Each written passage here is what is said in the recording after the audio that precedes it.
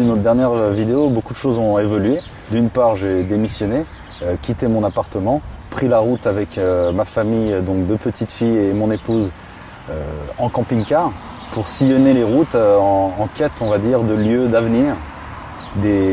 Souvent des fermes au fait, qu'on a déjà beaucoup visitées, qui proposent au fait, toutes sortes de systèmes qui amènent ou ramènent un peu plus d'autonomie dans la vie de l'être humain, que ce soit lié à l'alimentation, au système énergétique, etc. Donc si je comprends bien, par rapport à la dernière fois, tu as quitté ton appartement à Genève. Tu habites où maintenant? Alors maintenant, on n'a plus d'adresse fixe, on habite dans notre camping-car. On est de retour en Suisse à cause de la situation en fait, actuelle. On ne nous permettait plus de nous déplacer un peu à notre guise. Donc au fait, le plus simple, c'était de revenir, attendre de voir comment la situation se passe. Entre-temps, on n'a pas chômé, on a fait au fait ce qu'on voulait faire en Europe, on l'a fait en Suisse. C'est-à-dire visiter et rencontrer surtout des personnes qui s'inscrivent complètement dans ce que moi j'appelle le nouveau paradigme, la mise en place d'un nouveau monde. Et ça passe concrètement par toutes sortes de choses, que ce soit la production alimentaire, le retour à la terre, le retour à soi. Alors dis-nous, quelles rencontres tu as fait? Alors, toutes sortes diverses et variées, certaines un peu moins enrichissantes, même si tout est de toute façon très enrichissant. Parfois, ça nous aide aussi à nous confirmer ce qu'on ne veut pas. Il y a eu pas mal de rencontres de ce genre qui nous ont confirmé au fait que ce n'était pas avec ce genre de personnes qu'on voulait collaborer ou simplement pas dans ce genre de cadre qu'on voulait évoluer, que ce soit des cadres réglementaires ou autres. Donc ça, c'est déjà une bonne chose. Mais il y a aussi, surtout, c'est ça qu'on retient le plus, c'est toutes les personnes qui nous ont inspirés. Différentes initiatives de la société civile semblent avoir beaucoup plus d'impact que toutes les mesures et tous les discours, on va dire, élaborés par nos politiques, nos dirigeants. Parce qu'on le sait bien, tout ça, c'est de l'hypocrisie. Ça prend un temps fou pour mettre une initiative toute simple qui permettrait, on va dire, d'avoir d'être plus raisonnable et plus sain dans certains de nos modes de vie. Mais malheureusement, ce n'est jamais fait. C'est la société civile qui se charge de tout. Et en fait, c'est ça vraiment, encore une fois, le message que je veux envoyer. Et je pense que Chloé, c'est ce que tu fais depuis toujours. Comment tu trouves que c'est vraiment courageux ce qu'a fait Ecudia? Moi, je suis très admirative. Je suis très admirative de ce que tu as fait, Philippe. Parce que tu as choisi de ton plein gré de quitter un monde matériellement confortable, mais qui n'était pas en adéquation avec ta conscience, et je comprends tout à fait. Et pour aller vers un monde inconnu, pour découvrir des choses, pour te voyager en camping-car avec ta famille, sans garantie aucune. Beaucoup de personnes, en fait, avec lesquelles je discute de ça, restent sur ce point fondamental qui est, au fait, la peur. Si on résume, tout revient à la peur. Et je t'avoue que moi, par mon parcours, j'ai su un peu plus m'affranchir de la peur que d'autres personnes qui restent encore, je dirais, dans une forme d'engrenage qui le conscientisent complètement. Ils savent très bien que ce n'est pas bon pour eux, mais il manque encore cet élément, ce courage qui permettrait de franchir le pas et de faire confiance à la vie, et donc par ce biais activer toutes les forces de la vie pour qu'elles puissent au fait nous aider à conspirer, vraiment toutes les particules selon moi conspirent à ma réussite quand je m'inscris complètement dans cette confiance en la vie et ce courage au fait. Je suis convaincu qu'on a tous un potentiel extraordinaire et que malheureusement c'est simplement notre méconnaissance qui nous empêche de l'exploiter. Mais à partir du moment où on prend conscience de notre potentiel et de notre force, on se met en marche et les choses deviennent beaucoup plus faciles parce qu'on est carrément capable de tout ça. Et donc il suffit simplement beaucoup plus d'y croire. Donc moi j'invite encore tous ceux qui se sentent, à qui ça parle, mon discours, puisqu'au fait je sais que tout ça parle à énormément de gens qui ont un travail qui est exclusivement alimentaire, qui ne leur parle pas du tout, qui ne les passionne pas. Et puis tout ça parce qu'au fait on est dans un carcan, un système, un conditionnement, mais qui pourrait être aboli et remis en question à partir du moment où on retrouve cette foi, cette confiance en la vie et on retrouve notre force. L'exemple de ce que j'ai vécu avec ces menaces, cet entretien de service, ces attaques de mes supérieurs, de ma direction, de l'État contre moi. Tu t'attendais à être attaqué comme ça? Ah non, pas du tout, puisque ça fait plusieurs années que je milite et puis j'ai jamais eu de soucis à ce niveau-là. Et puis au tout début, c'est comme tu dis Philippe, la peur, j'ai commencé à avoir peur. Je me suis dit mais là je maîtrise plus rien, je suis plus dans le contrôle. Qu'est-ce qui se passe si j'ai plus de salaire à la fin du mois? Et puis, au bout d'une semaine, avec les soutiens que j'ai reçus, comme tu dis, j'ai fait confiance et les choses, elles me sont arrivées directement. Et c'est ce qui se passe depuis 5 mois, même 6 mois maintenant. J'ai une confiance, une sorte de foi en quelque chose de bien qui va m'arriver. Les personnes que je rencontre, elles sont pratiquement toutes bienveillantes. Et maintenant, j'ai absolument plus peur. Je me dis que les choses doivent se passer, que tout ça me fera évoluer vers autre chose peut-être, ou aidera les personnes qui sont dans mon cas à s'émanciper, à oser parler, à se libérer de toutes ces peurs, de toutes ces intimidations qu'on reçoit en étant par exemple fonctionnaire, avec un devoir de réserve qui est tellement flou qu'en fait les gens n'osent plus parler. Donc on verra ce que ça donnera. Mais moi je suis sûre que toutes ces expériences me seront profitables, me seront bénéfiques, nous serons bénéfiques, dans ton cas comme dans le mien. Et par rapport à Kubiak, tu as quand même un métier qui te plaît, qui te passionne. Alors moi mon métier me plaît. Effectivement j'ai toujours su que je ne pouvais pas faire de commerce. C'est pas dans mes gènes. Disons que travailler pour gagner, vendre des choses ou fabriquer de l'argent, c'est pas mon essence. Ça, je l'ai toujours su. Donc l'enseignement me correspond complètement parce que j'ai pas l'impression de vendre mes services, même si je suis payée indirectement, mais c'est comme si je recevais un revenu de base. J'ai l'impression d'être financée pour une activité, mais pas en fonction de mes prestations. Donc ça me libère de ce rapport marchand aux prestations, aux services, c'est ça. Je me sens pas dans une logique de productivité, ça me correspond tout à fait. Pour l'instant, en tout cas. Tout à fait, mais ce sont deux métiers totalement différents. Il y a un des métiers qui consiste à être employé de banque, peu importe la fonction. C'est un métier qui est complètement parasite aujourd'hui, alors qu'être enseignant, ça a une vraie fonction que je dirais vitale au sein de notre société. Le problème, à mon avis, corrige-moi si je me trompe, c'est le carcan, c'est-à-dire l'institution, l'environnement, qui au fait est tellement déjà déviant et aliénant, oui, que forcément, si tu as un peu encore ce souffle de liberté en toi, en tant qu'enseignant, ça devient très difficile. Oui. Est-ce que tu penses que ça peut changer ou non, le système il ne bougera pas ou il est destiné à mourir? Donc tu as quitté la banque parce que tu te sentais plus à l'aise. Mais quelle est ta vision pour toi sur le métier bancaire, sur l'avenir de la banque et puis sur les relations passées? Alors, le système bancaire qui est au centre de notre système, au centre de notre société, en termes d'emprise, lui n'est pas sur le point de changer, au contraire, il ne fait qu'accentuer et avancer encore plus profondément vers toutes les dérives. Donc il n'est pas prêt de changer, on le voit bien avec la dernière crise, on va dire financière, l'impact financier qu'il y a eu, on va dire, sur les bourses suite à la crise du corona. Tout est rentré dans l'ordre, on va dire, très très rapidement, les bourses sont à nouveau au plus haut, comme si de rien, complètement décorrélées de la réalité, de ce qu'on appelle l'économie réelle, que ce soit en relation avec le chômage, les différentes faillites que certaines sociétés ont subies donc, suite à cette crise. Et on voit bien que la bourse, qui est aujourd'hui, qui a pris en hold-up, qui a pris en otage, toute la société, ainsi que les banques, évidemment, ne peut plus faire autrement que ça fuite en avant vers la dérive totale. Et donc, selon moi, c'est même une volonté. Donc, clairement, ça ne va pas changer. Ça va finir comment? Alors ça, c'est une très bonne question. Je pense que tout le monde sait comment ça va finir. Parce qu'en fait, il suffit de faire preuve de bon sens pour savoir que quand on abuse tellement et qu'on devient autant, on vit tellement sur des dérives, ça finit toujours mal. La question aujourd'hui que les gens se posent, c'est quand cet effondrement éventuellement ou cette grosse crise financière cataclysmique, comme on pourrait le dire, va arriver. C'est surtout ça la question, c'est quand. Alors, on sent que les choses s'accélèrent avec cette histoire de virus. On sent qu'à la moindre crise, tout est très fragile. On le sent bien, même des personnes qui n'ont aucune connaissance dans la finance ou autre le sentent bien, que tout est de plus en plus fragile de par cette interconnexion, de par cette mondialisation extrême, etc. etc. Alors, question, Chloé nous disait tout à l'heure qu'elle n'aurait pas pu faire ton métier, elle n'aurait pas pu faire le métier de la vente. Est-ce que toi, tu aurais pu faire le métier d'enseignant? On a tous ce rôle à jouer. Le problème, c'est que, comme je l'ai appris récemment à travers différents enseignements, justement, on a tendance à ne pas jouer tous les rôles, puisque nous sommes des êtres multifacettes. Ouais. Et au fait, quand on rencontre quelqu'un qui a cette facette d'enseignant, qui est de manière, qui on va dire, l'utilise ou la vit de manière exacerbée, c'est que malheureusement aussi, il n'épanouit pas ses autres facettes. Ouais. Mais effectivement, je peux être un enseignant, comme je peux aussi être un élève. c'est toute une question de timing. Quand Chloé a quelque chose d'intéressant à m'apprendre, je me mets dans la peau de l'élève. Et réciproquement, je tiens à le dire. Moi aussi. Donc c'est pas exclu qu'un jour tu aies un rôle d'enseignant. Tu pourrais peut-être mal enseigner quoi. Mais il le fait déjà avec ses filles. Selon moi, le meilleur enseignant reste la vie.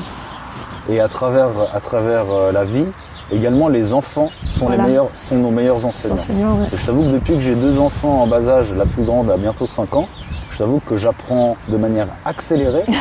Surtout que certainement parce que j'ai bien compris qu'il fallait être attentif.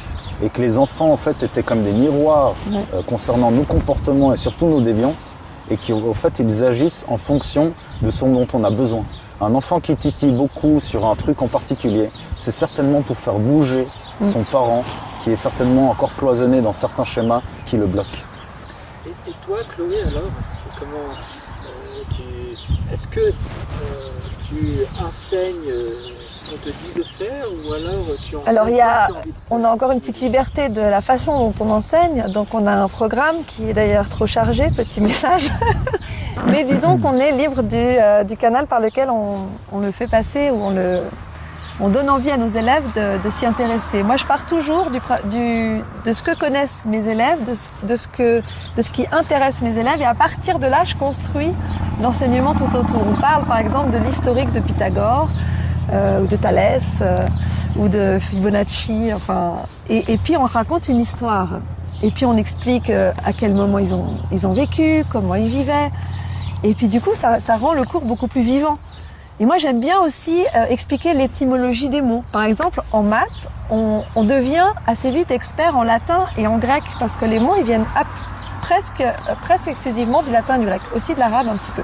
Donc on fait plusieurs langues en même temps, parce que les maths sont un langage, mais ils utilisent d'autres langages, et moi je trouve ça super intéressant. Donc tu suis le programme, mais tu essaies de donner goût à la matière en rendant les enfants curieux. Oui, et avec des expériences, je leur ramène des objets, on mesure des volumes, enfin voilà, il y a plein de choses à faire avec des vraies expériences. La direction, les trucs, ils sont... Alors parfois ça pose quelques soucis. Non, ils nous laissent autonomes dans notre façon d'enseigner. Alors on a parfois des cours à deux enseignants pour des classes qui sont en difficulté. Donc comme ça, on peut aussi apprendre de l'autre enseignant comment il a l'habitude d'enseigner, et puis on s'apporte mutuellement nos compétences, nos talents. Donc c'est un métier qui, je trouve encore aujourd'hui, laisse une certaine part d'autonomie, et je trouve que c'est précieux de la laisser, parce que les élèves n'apprennent pas vraiment en fonction du cœur de la matière qu'on enseigne, mais plutôt à partir de la personnalité, de la passion, de l'énergie, de l'envie de l'enseignant, de la transmettre, et de la relation aussi de confiance qu'ils ont avec l'enseignant. Moi, ils me disent souvent, j'aimais pas les maths, mais avec vous, maintenant j'aime les maths. Mais je sais que je vous veux l'année prochaine, parce que si c'est quelqu'un d'autre, c'est pas pareil. Et surtout à cet âge-là, au cycle. Donc c'est super important d'être en adéquation avec ce qu'on fait, d'aimer ce qu'on fait, et d'aimer le transmettre. Moi, j'ai énormément de plaisir à faire mon métier. Ouais. Et donc même si tu conçois de changer d'orientation, disons que si j'y suis contrainte, je changerai, mais c'est une part de moi. Disons, c'est une de mes facettes, Philippe, pour rebondir sur ce que tu disais, qui me plaît, disons, dans lequel je m'épanouis complètement. Mais effectivement, toutes les autres facettes, ou en tout cas une partie des autres facettes que j'ai, de mes passions, de mes envies, je les réalise au travers de la militance, par exemple, du militantisme, au travers des rencontres que je fais, au travers des actions que j'entreprends. Il y a mon côté créatif qui s'exprime dans d'autres façons, disons. Justement, est-ce que c'est compatible avec... Alors pour moi, tout à fait, parce qu'un enseignant qui ne se renouvelle pas, qui n'a pas une expérience sur le terrain... Par exemple, moi j'ai eu d'autres métiers, j'ai été gérante du pain quotidien, j'ai eu un café-restaurant, j'étais chef du personnel dans une entreprise, j'ai été au Club Med, j'étais géo mini-club, donc avec des enfants. J'ai voyagé, j'ai vécu en Angleterre, à Paris. Bref, toutes mes expériences font que j'ai un bagage à transmettre. Et puis je peux replacer dans différents contextes de la vie de tous les jours les enseignements théoriques de mathématiques, par exemple. Donc ça donne beaucoup plus de profondeur et de texture aux cours que je peux donner, à mon avis. Et c'est plus intéressant justement pour les élèves. Toi, Béate, justement, tu as une très bonne expérience en banque. Là, c'est une vie nouvelle qui se présente à toi. Est-ce que tu as eu, comme Chloé, eu plusieurs expériences ou alors c'est vraiment quelque chose de nouveau pour toi? Non, écoute, je t'avoue que d'une part, toute cette transition, on l'a mûrie depuis de nombreuses années. Et donc, de ce fait, on se forme depuis aussi de nombreuses années à tout ce qui nous intéresse depuis cette reconversion, je dirais humaine d'abord. Que ce soit lié, en fait, ça touche souvent l'autonomie, comme on en parle souvent, que ce soit l'autonomie alimentaire. Donc forcément, ça m'a poussé à m'intéresser à tout ce qui était jardinage naturel, ou on va dire culture naturelle. Et ça nous a amené à plein de choses, que ce soit la spécialité des cultures en verticale, si je peux juste finir cette histoire, ou encore les différents types de cultures, on va dire, plus avancées, qui deviennent en fait des techniques d'ingénieurs agronomes, mais qui sortent totalement du carcan de l'agriculture intensive moderne, qui elle, on le sait aujourd'hui, fait tellement de dégâts, alors qu'aujourd'hui on a la preuve qu'on peut produire de manière plus saine et beaucoup plus efficace sur de toutes petites surfaces en plus. C'est ce que j'expérimente depuis des années au fait dans mon jardin urbain. Et puis tout ça nous a poussé à nous professionnaliser en apprenant ce qu'est la greffe, la multiplication des semences, etc. Justement, la question c'est comment on apprend, parce qu'il n'y a pas de cours qui fait ça. Alors il y a des cours, il y a énormément de cours, effectivement. Ce qu'il faut savoir, c'est que depuis on va dire depuis une décennie, le retour à la terre est une thématique qui prend de plus en plus de place dans le cœur des hommes, mais en plus sur la toile. Ce qui fait qu'il y a de plus en plus d'ateliers, de cours, de formations qui sont proposées sur Internet, mais également auprès de professionnels directement chez eux. Et donc ça prend une certaine ampleur, ce qui est un signe aussi très positif. Il y a de plus en plus d'arbres fruitiers qui se vendent pour les installer dans les simples petits jardins. Donc ça aussi c'est un signe assez intéressant. Mais c'est évidemment à mon goût pas assez. Moi, comme tu le sais, ce que j'appelle le nouveau paradigme ne concerne pas seulement l'alimentation ou notre façon de produire ce que l'on consomme, mais ça va bien plus loin. Si on revient à Chloé par exemple, à l'enseignement, moi quelqu'un comme toi Chloé, que je vois aussi passionné par son métier, mais qui malheureusement ne peut pas donner tout ce qu'elle pourrait donner à ses élèves à cause de cet environnement trop cloisonné, j'aurais tellement envie de t'inviter auprès d'un de ces collectifs où il existerait une école qui ferait les choses différemment, une école qu'on appelle aujourd'hui alternative. Il y a des milliers d'écoles aujourd'hui qu'on appelle des écoles dynamiques ou autres. Ouais. Montessori, Rudolf Steiner, enfin toutes sortes d'écoles aujourd'hui qui proposent une façon d'accueillir l'enfant qui est totalement différente de ce que nous propose, on va dire, l'école nationale ou on va dire l'instruction publique. Mm-hmm.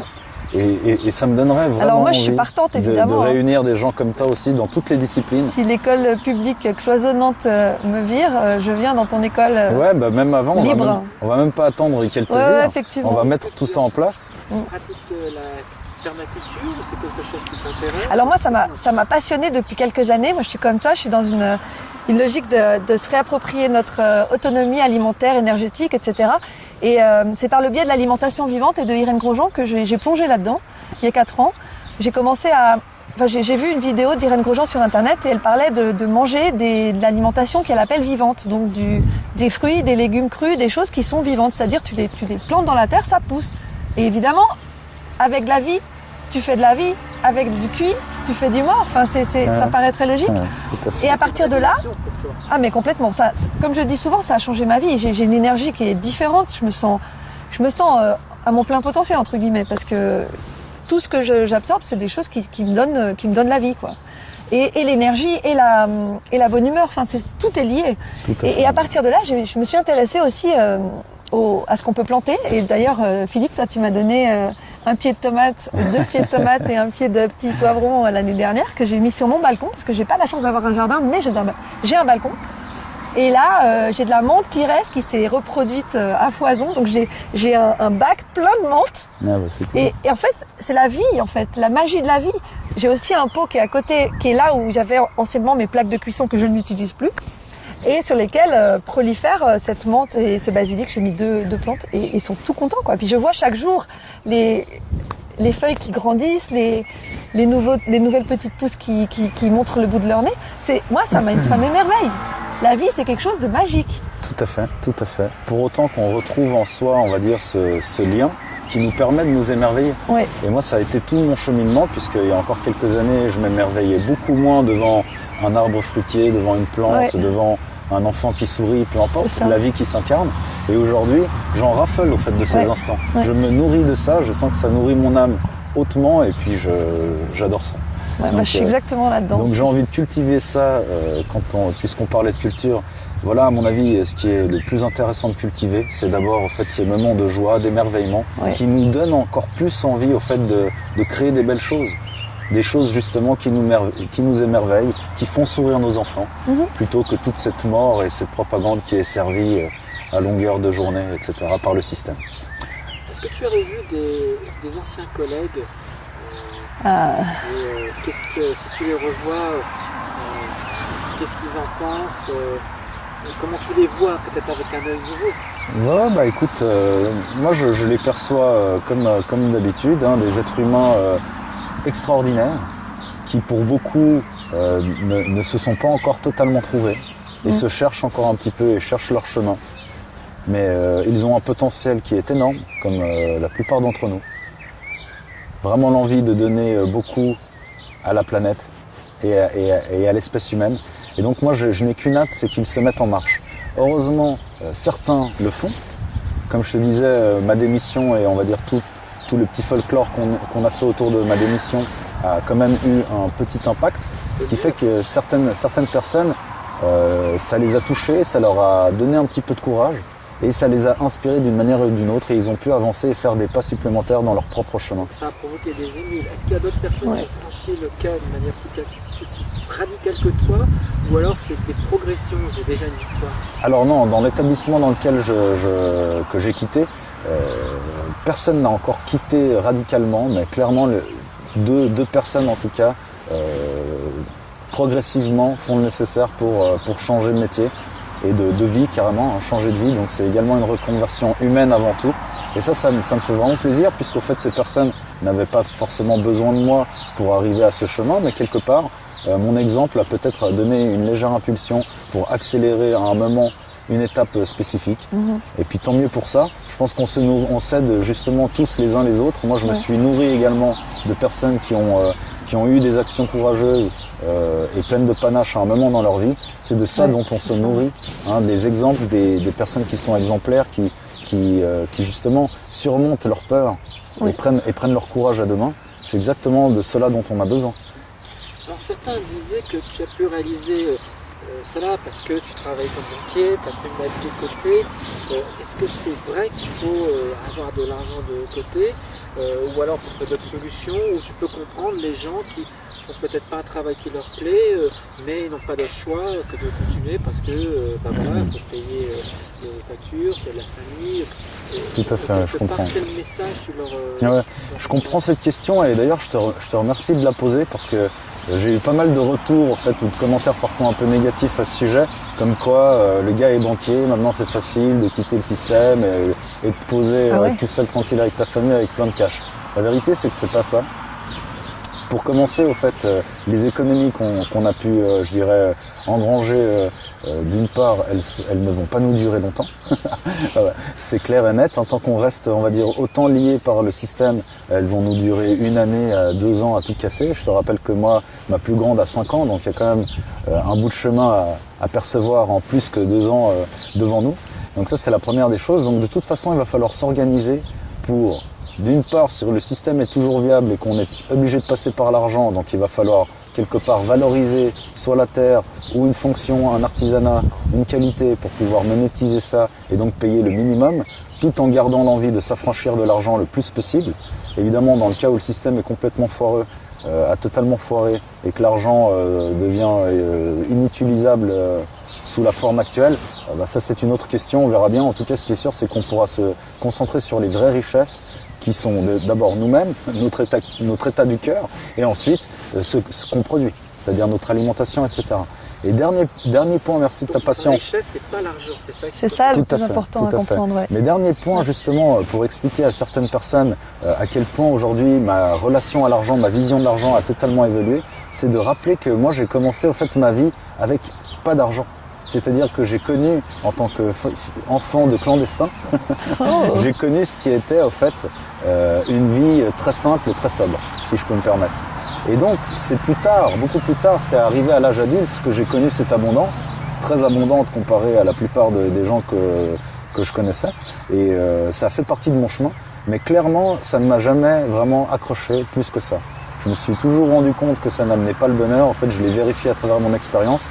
Toutes les personnes que j'ai côtoyées dans ce métier, qui étaient blindées aux as, comme on dit, mais qui sont totalement malheureux, qui ont souvent des vies de famille désastreuses, et ne savent pas du tout s'émerveiller des petites choses de la vie que constamment la vie nous offre. On peut plaindre les gens riches quelque part. Ouais, moi je les plains personnellement. Tout à fait, parce qu'ils sont pauvres. Et d'ailleurs, c'est l'une de mes punchlines, si je pourrais dire, dans un de mes textes, comme quoi la richesse clairement ne fait pas le bonheur. Au contraire, j'ai jamais été aussi pauvre que quand j'avais que de l'argent. La richesse monétaire, disons. Est-ce que le temps c'est l'argent? Est-ce que faire ce qu'on a envie c'est... Le temps c'est de la liberté surtout. Tu sais, le nombre de pères que j'ai entendu regretter, au fait, regretter de ne pas avoir passé assez de temps durant les jeunes années de leurs enfants. Aujourd'hui, quand je pense à ça, je me sens hyper riche, puisqu'au fait, tous les jours, je suis avec mes gosses. Si demain, on est sur un terrain et qu'on commence à construire une maison, que ce soit en terre-paille, une carrière ou peu importe, et qu'on commence à mettre en place un jardin en collectivité, etc., je serai avec mes enfants. Et donc, là, c'est toute la différence. C'est-à-dire que le partage, selon moi, en familial est totalement différent. Et on peut beaucoup plus, je dirais, solidifier et créer des liens forts quand on partage vraiment un mode de vie en famille. Quand il s'agit d'être dans un appartement et que chaque membre de la famille est dispersé dans sa fonction, dans sa tâche quotidienne, tout ça pour se spécialiser dans une fonction qui ne l'intéresse qu'à peine, ça manque de sens selon moi. Et forcément, beaucoup de gens s'en aperçoivent et veulent revenir à quelque chose de plus cohérent. Donc aujourd'hui, tu trouves que ta vie, elle a pris un sens? Ah bah carrément. Je t'avoue qu'elle avait déjà pris un sens à partir du moment où mon éveil a commencé.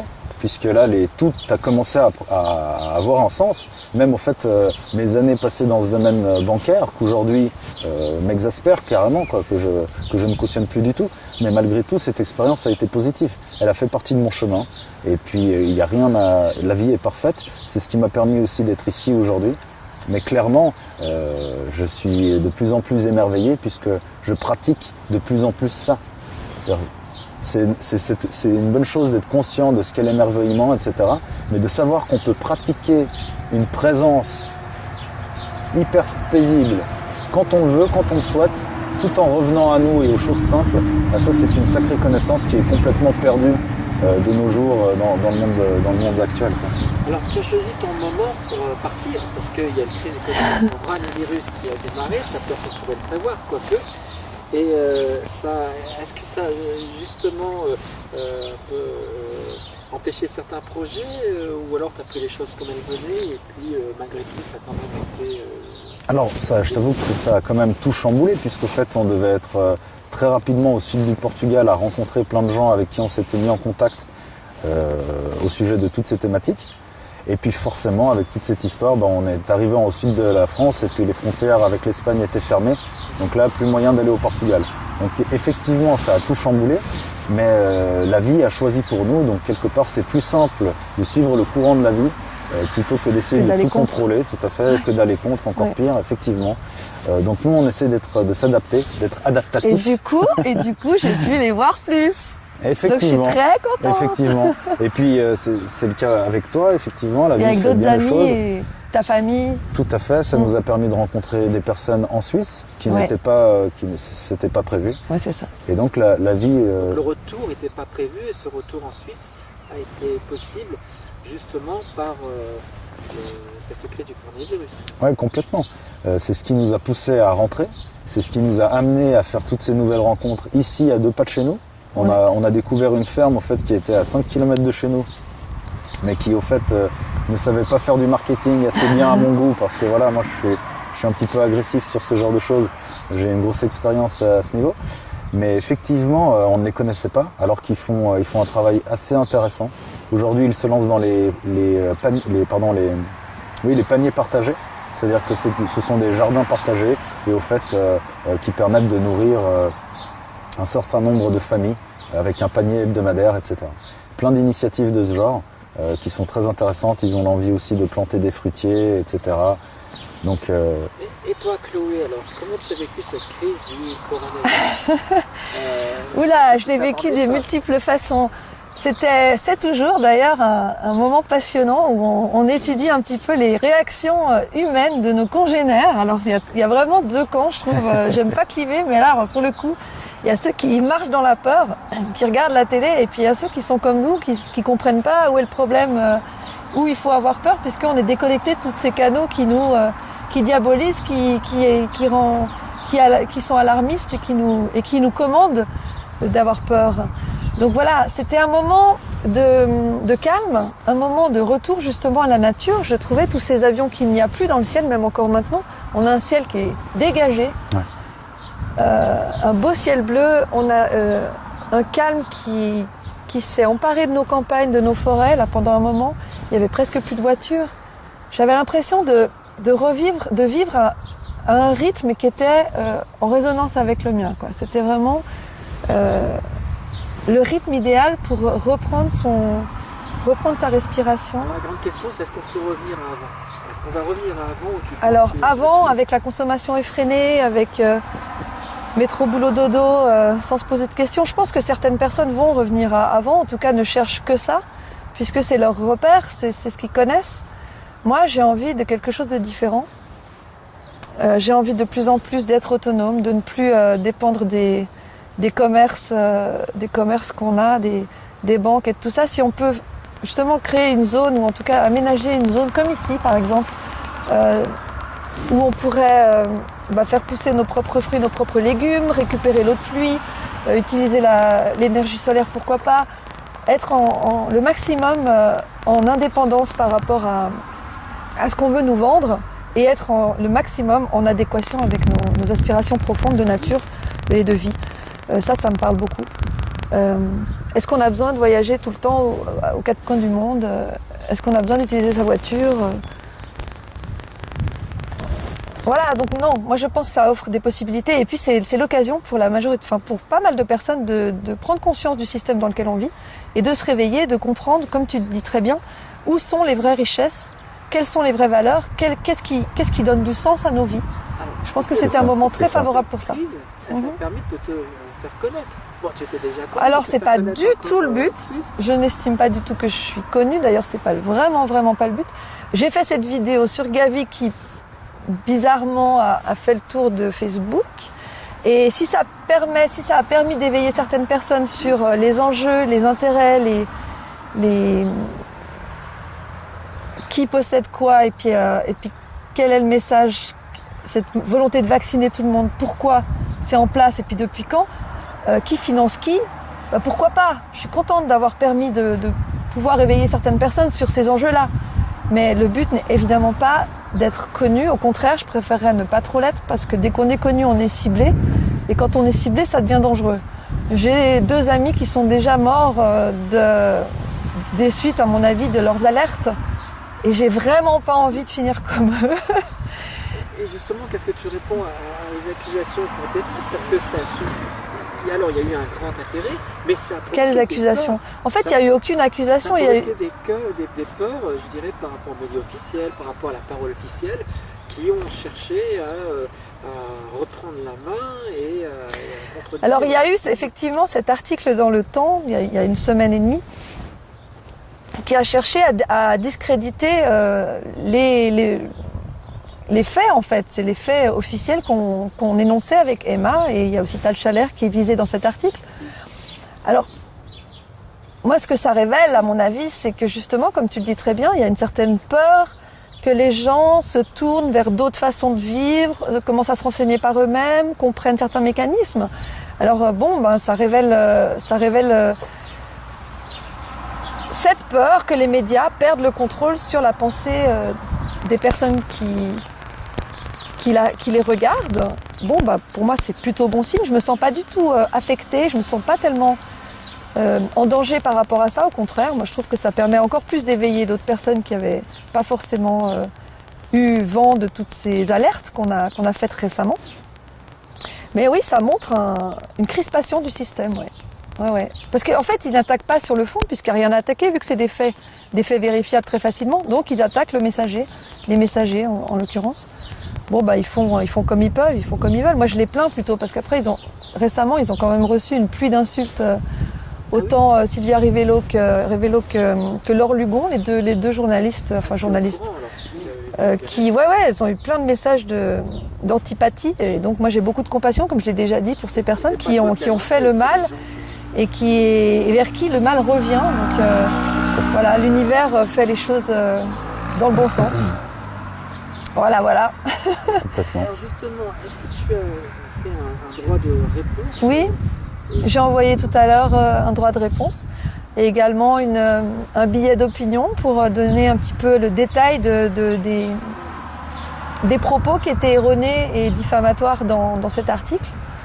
Je compte aussi saisir le conseil de surveillance de la presse parce qu'effectivement le code du journaliste, des devoirs et des droits des journalistes n'a pas été respecté, autant la charte de Munich que celle qui est en vigueur en Suisse. Donc il faudrait juste peut-être leur rappeler aux journalistes qu'ils n'ont pas à diffamer les personnes, qu'ils n'ont pas à déformer la vérité, qu'ils n'ont pas à s'introduire dans la vie privée des gens. Parce que c'est pas tellement le message qu'ils ont cherché à attaquer la personne. Mais c'est ça, en fait, il n'y a aucune information qui était transmise dans cet article, c'était simplement de la diffamation pure et dure, sans droit de réponse, sans débat honnête, parce que et puis sans sourcer non plus toutes les accusations qui étaient faites. Enfin, les accusations, les sous-entendus souvent, c'était plutôt des sophismes et des sous-entendus plutôt que des faits, puisqu'ils n'avaient rien à nous reprocher. De toute façon, tu es toujours en poste. Oui. Tu es toujours apprécié au niveau de moi, ça se passe très très bien, autant avec mes collègues qu'avec mes élèves. Puis on parle de procédure, mais rien ne s'est passé. Pour l'instant, non. Je devrais avoir une réponse d'ici peut-être 1 ou 2 semaines. Là, mon avocat a envoyé nos réponses à nous, mes réponses à moi au DIP et on devrait avoir une réponse bientôt. Est-ce que tu crains quelque chose? Non, je me sens complètement sereine par rapport à ça parce que j'ai rien à me reprocher, donc je me dis que les choses vont se passer pour le mieux. Alors, c'est des situations pas similaires, mais il y a quand même un parallèle. Donc toi, tu as fait le choix de partir. Là, peut-être que Chloé serait contrainte. Mais au final, peut-être une nouvelle vie s'offre à vous deux. C'est ça. Pour moi, c'est la promesse de quelque chose de bien. Tout changement, pour moi, est prometteur. Que tu l'as préparé sur le plus long terme, j'imagine. Tout à fait, mais quelque part, ce n'est pas si différent. C'est simplement 2 chemins qui semblent différents, mais finalement animés par les mêmes valeurs. C'est ça. C'est-à-dire, c'est parce qu'on ne cadrait plus, on ne collait plus, je dirais, au cadre. C'est-à-dire à ce carcan qui limite trop l'être humain, qui est beaucoup plus que juste un robot, ou un zombie, ou un mouton. L'employé modèle. Exactement. Et donc forcément pour les personnes qui ont cette inspiration de vie un peu plus que celle d'un robot ou d'un zombie, forcément c'est très difficile de pouvoir continuer. Alors moi j'ai démissionné, toi finalement c'est peut-être le système qui va t'éjecter parce que tu ne cadres plus, mais quelque part tout ça, sans vouloir faire l'original, ça paraît cohérent, sans faire l'original en citant Krishnamurti qui nous explique que en fait, ce n'est pas un bon signe de santé mentale que d'être bien adapté à ce type de société malade. Tu vois. Donc forcément, si quelque part on recherche un nouveau mode de vie, une façon de vivre avec les autres beaucoup plus harmonieuse, beaucoup plus de bienveillance dans les relations humaines, etc., c'est parce qu'aujourd'hui on n'en peut plus au fait de ce système actuel. Et on se rend compte à travers nos interventions, nos différentes actions, qu'il y a au fait des millions de gens qui sont déjà qui se reconnaissent dans cette émancipation. Et on est beaucoup plus nombreux qu'on ne pourrait le penser. Et c'est vrai que la plupart nous disent, en tout cas moi, j'ai eu beaucoup de messages en me disant qu'ils se sentaient seuls, qu'ils croyaient qu'ils étaient seuls à être comme ça. Et en fait, on est extrêmement nombreux. Complètement. D'ailleurs, tu me fais penser à justement l'initiative d'une personne que j'ai contactée suite à toutes ces vidéos qui m'a contacté plutôt dans ce cas-là. Et son initiative a pour titre « Vous n'êtes pas seul Ouais. ». Donc justement, totalement dans cette démarche. Évidemment, ce dont on a besoin, c'est d'arrêter d'être isolé derrière notre ordinateur. Soit que l'ordinateur a été une étape qui nous a permis, on va dire, de nous mettre en lien, de nous instruire, de nous documenter, etc. Mais aujourd'hui, il faut passer à l'étape d'après, qui est le vrai lien. C'est-à-dire que toutes ces personnes qui nous ont contactés, qu'on rencontre aujourd'hui, par exemple, nous sommes sur le terrain d'une personne qui nous a contactés suite à notre dernière vidéo ensemble. Le but était de discuter de ce qui est possible sur son terrain. En plus, c'est proche de la ville, donc il y a énormément, on va dire, de réponses qui peuvent être apportées en lien avec les besoins de la ville, ici même. Et donc, tout ça, c'est des discussions qui sont hyper enrichissantes, bien plus que quand on est juste derrière son ordinateur. Je comprends que ce soit une étape, mais après, c'est bien d'aller au bout aussi. C'est ce qu'on continue à faire avec Chloé, à lancer au fait ces appels, que les gens sortent un peu plus de chez eux, aient moins peur de se mettre de connecter. D'aller à la rencontre des autres. Tout à fait. C'est comme ça qu'on construit, quoi. Les projets au plus cool. Beaucoup de gens disent qu'ils ont travaillé, ils pensent à leurs vacances. Là, tu mènes une autre vie, il n'y a plus de vacances, de trucs, c'est vraiment un autre calendrier. Mais tu dis que tu adaptes ta vie en fonction des événements. Tu pensais pas revenir en Suisse, qui est revenu. Est-ce que tu sais ce que tu vas faire dans les prochaines semaines? Alors justement pas, et ça c'est quelque chose qui est clé et crucial en fait dans toute cette transition humaine que je vis. J'étais quelqu'un qui était constamment en train de projeter, à vouloir contrôler mon avenir, alors que contrôler l'avenir, déjà le deviner ça paraît peu probable, mais en plus le contrôler ça devient carrément impossible. C'était totalement loufoque. Et ce que j'ai beaucoup appris encore plus durant ce voyage, c'est à vivre chaque instant, vivre au jour le jour, je dirais même presque heure par heure, et on ne sait pas du tout ce qu'on va faire. En fait, on est ici aujourd'hui, on ne le savait pas il y a 2 jours. C'est la magie de l'instant présent, vraiment. Hein. Tout à fait, c'est ça. De l'ici et maintenant. Et puis je t'avoue que c'est beaucoup plus sain de vivre comme ça. On sait que en vivant de cette façon, notre mental est beaucoup moins actif, et donc on empoisonne moins notre système physiologique avec tous ces neurotransmetteurs, on va dire, toxiques dus au stress. Et donc, c'est juste un exemple, mais il y a toute une série de mécanismes qui se mettent en place, qui vont vers plus d'équilibre. Ça nous pousse aussi à nous nourrir de manière plus saine, à être plus attentifs à nos propres comportements, à notre ego, etc. Donc on peut dire que là, tu te sens plus reposé, tu te sens en meilleure santé. Bah oui, c'est ça. Carrément. En fait, je t'avoue que je n'ai jamais eu autant d'énergie qu'aujourd'hui. C'est-à-dire que d'habitude, plus on vieillit, plus on sent que nos os et nos articulations craquent. Et c'est le contraire, moi c'est pareil. J'ai que 37 ans aussi aujourd'hui, mais je t'avoue que j'ai déjà des potes qui craquent de partout. Et moi, au contraire, j'ai l'impression d'être de plus en plus jeune, alors que j'étais plutôt embourbé, je dirais, plus jeune. Aujourd'hui, je suis beaucoup plus, vif, en quelque sorte, physiquement, tout comme pour mon esprit. C'est lié à plein de choses. On en parlait avec Chloé, l'alimentation. Mais il y a aussi toute cette énergie. Et puis moi, chez toi, je le vois aussi, Chloé, c'est fou. Moi, plus j'avance, plus je rajeunis. J'ai 45 ans. C'est incroyable. Non, alors je me sens pleine d'énergie. Tu sais que depuis le jour où on s'est rencontrés à aujourd'hui, moi, je vois vraiment... tu vois l'évolution? Je te vois gagner en fraîcheur de jour en jour, et ton énergie est de plus en plus bienveillante. Et tu es de plus en plus posée, alignée, c'est ce que je ressens. Et c'est vraiment, selon moi, ce chemin d'abord qui est prioritaire pour pouvoir ensuite mener à bien, peu importe le projet, qu'il soit effectivement, que ce soit un projet de retour à la terre en collectif, comme nous on en parle de temps en temps, ou toute autre chose. Clairement, tout commence... Ça commence par soi. Hein. Exactement. Soit le changement que tu veux voir en ce monde, d'accord dit. Hein. C'est ça. Et ben chez toi, je trouve que ça se voit vraiment de manière claire. Mais chez toi aussi, Philippe, franchement, merci beaucoup. C'est vrai qu'on se connaît depuis 1 an, puis on a vu même moi je le sens, la différence. Et en fait, c'est ces épreuves aussi qui permettent de prendre du recul et de se dire, c'est pas si grave en fait. Tout à fait. La vie, c'est ça le plus important, la vie, les relations saines avec des personnes. Exactement. Soyez vous-même, moi c'est ça. C'est ça ma clé, c'est être soi-même, ne pas avoir peur de dire ce qu'on pense. Parce que parfois on s'oublie, et quand on s'oublie, on peut... Je veux dire, notre corps, il nous parle. Si on l'écoute pas, il va parler plus fort. C'est ça. Et puis après, on tombe malade, et ça devient vraiment grave. Tout à fait, mais avant la maladie, le corps ainsi que l'esprit envoient plusieurs signes. Comme tu dis, le corps parle, et c'est à nous d'être beaucoup plus attentifs. Oui. Moi, clairement, le message que tu envoies comme conclusion me paraît totalement cohérent, ça me parle à fond, d'être soi-même, d'être beaucoup plus authentique. Moi, c'est en étant plus authentique que je me suis rendu compte que certaines personnes, certaines activités ne pouvaient plus continuer dans ma vie.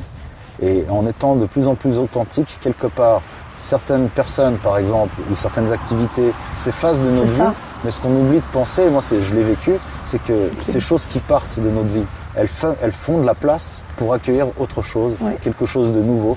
Et c'est vers ça qu'on se tournait. On veut se tourner vers ce nouveau paradigme qu'on essaie de bâtir ensemble. Oui, tout à fait.